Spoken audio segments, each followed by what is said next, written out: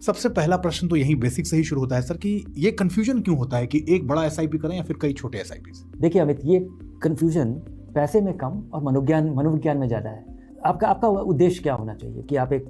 अपनी ज़रूरत के हिसाब से फ़ंड का चुनाव कर रहे हैं, कितने समय के लिए आपको पैसा लगाना है, कितने समय इसके बाद इसकी ज़रूरत पड़ेगी, और गोल ओरिएंटेड आपका इन्वेस्टमेंट होना चाहिए लक्ष्य के आधार पे। और जब आप ये करते हैं तो उसके बाद ज़रूरी ये है कि आप एसआईपी कर रहे हैं,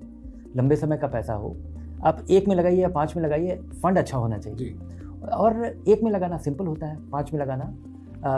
पाँचों पे नज़र रखना पड़ेगा, 5 चुनना पड़ेगा। पाँचों में एसआईपी आपको अलग अलग दिन पे या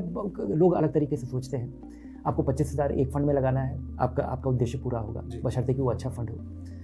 5,000 रुपया आप 5 फंड में लगाएंगे, वही उद्देश्य पूरा होगा और आपको 5 पे नज़र रखना पड़ेगा, 5 फंड चुनना पड़ेगा। आप मेन चीज़ पे जो क्रिटिकल चीज़ है जिस पे आपको फोकस करना चाहिए कि जिस तरह के फ़ंड की ज़रूरत है, ज़रूरत के हिसाब से फ़ंड का चुनाव करें और अच्छे फंड का चुनाव करें और एसआईपी जारी रखें और जल्दी से जल्दी शुरुआत करें। अच्छा सर, मोस्टली लोग ये पूछते हैं कि क्या उन्हें अपने हर लक्ष्य के लिए अलग अलग एसआईपी बनानी चाहिए? मन में तो आपको रखना चाहिए पर ज़रूरी नहीं है। और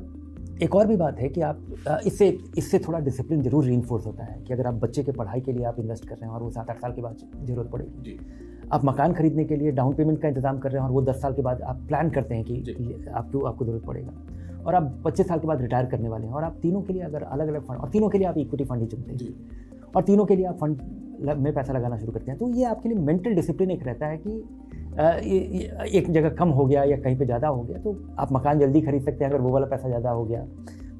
पढ़ाई का पैसा अगर कम हो गया तो आप रिटायरमेंट वाले से भी निकाल सकते हैं क्योंकि वहाँ कोई पाबंदी नहीं है। लेकिन एक इंटरनल डिसिप्लिन आपके लिए मनोवैज्ञानिक एक दबाव बना रहता है कि आप इस पे बने रहिए, नहीं तो ये लक्ष्य आपका पूरा नहीं होगा। तो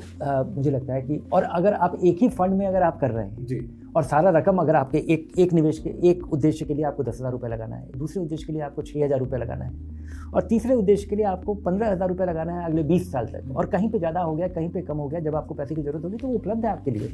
क्योंकि इतने लंबे समय में